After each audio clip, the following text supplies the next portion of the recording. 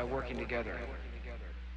We can win the first war of the 21st century, and that is the war of cold-blooded killers against cold-blooded killers. The first war of the 21st century, cold-blooded killers against cold-blooded killers. The human mind is like a computer. No matter how efficient it may be, its reliability is only as great as the information fed into it. If it is possible to control the inputs of the human mind, then no matter how intelligent a person may be, it's entirely possible to program what he will think. And yes, it's even possible to program people to laugh at the mere mention of the word conspiracy. Using television is the prime example of how mental programming and mind control works. Television is the most powerful weapon of psychological warfare in history. And yet television, for many people, is a member of the family in the household. Why don't we look at all of those options?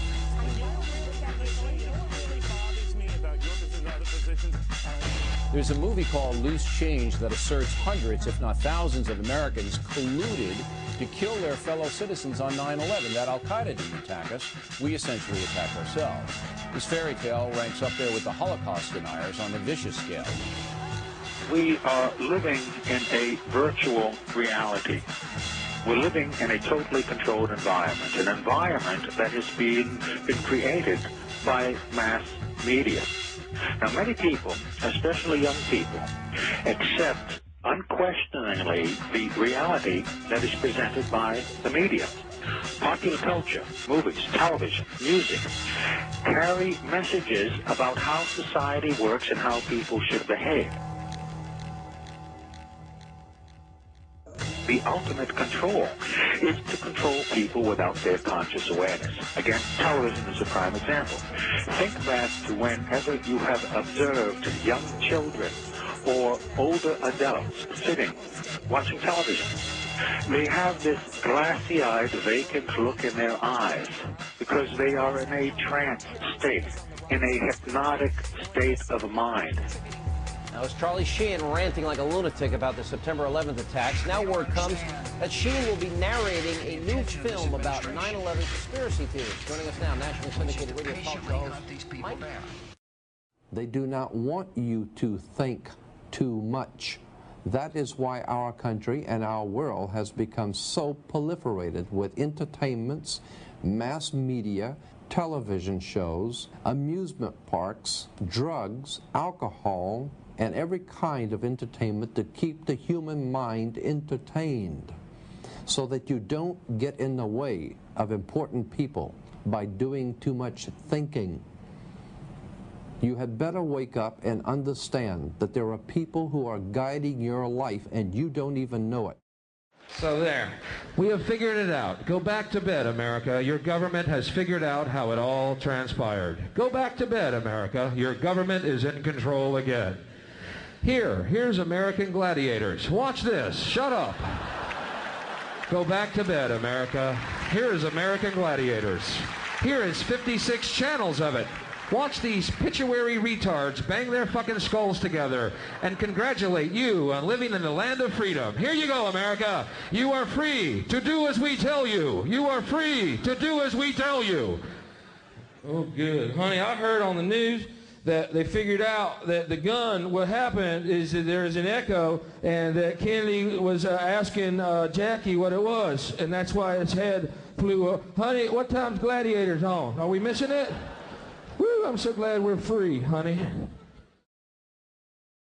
There has been a long-held consolidation of ownership of the different medias, press, publishing, film, music, television, consolidated ownership into the hands of very few individuals, the multinational corporations. Today, there are half a dozen multinational corporations that are controlling the information and entertainment choices that people have.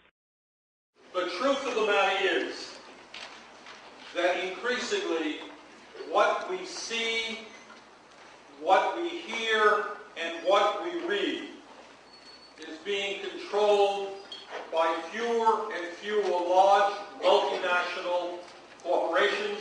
People don't appreciate this. You know, in the last days of the Soviet Union, you had dozens of newspapers, dozens of magazines, all kinds of radio and television stations. The only problem is that all of that media was controlled by the Communist Party of the Soviet Union or the government of the Soviet Union. We are moving in that direction. There is an illusion of choice that's maintained when you can have 100 channels on your cable system, and how many movies did the studios release a year now? All these different studios, and the music industry with so many labels, and magazine stands that go on and on and on forever. Well, the owners are a handful, 5, 6 different companies. 90% of the top cable channels are owned by the same giants that own the TV networks and the cable systems. More channels are great, but when they're all owned by the same people, cable doesn't advance localism, editorial diversity, and competition. And those who believe the internet alone will save us from this fate should realize that the dominating internet news sources are controlled by the same media giants who control radio, TV, newspapers, and cable. Okay, we say we've got freedom of press in this country, and some folks have said that you've got freedom of press as long as you own it.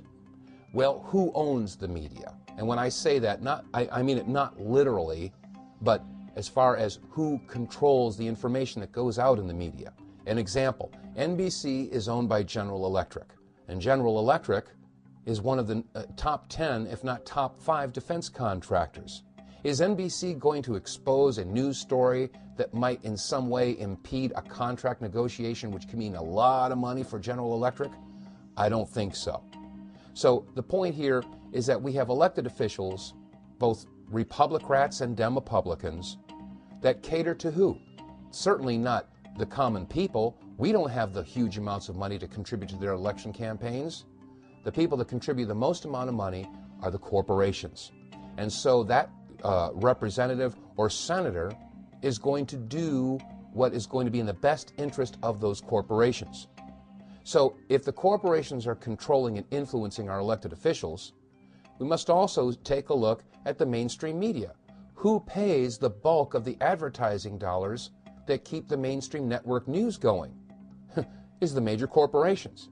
So what we have now is we have corporate control of elected officials, corporate control of the media, and this is why some people are now calling it the corporate Borg, because they have assimilated several different areas of our entire society. The corporations control agriculture, technology, manufacturing, industry, education, communication. They control our elected officials. This is not a government of, by, and for the people. It is a government of, by, and for the corporation.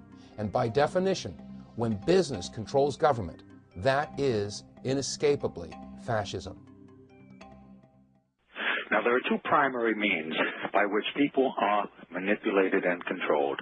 One is very simple, very basic, and that is simply the control of information and the control of, if we don't have all of the facts on any particular topic, then our judgment is going to be no better than the quality of our information.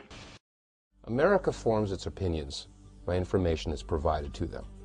And common sense will tell you that if the information that you get from your mainstream media is misinformation or disinformation or even a lie, then common sense will tell you that the opinion is an extension of the lie.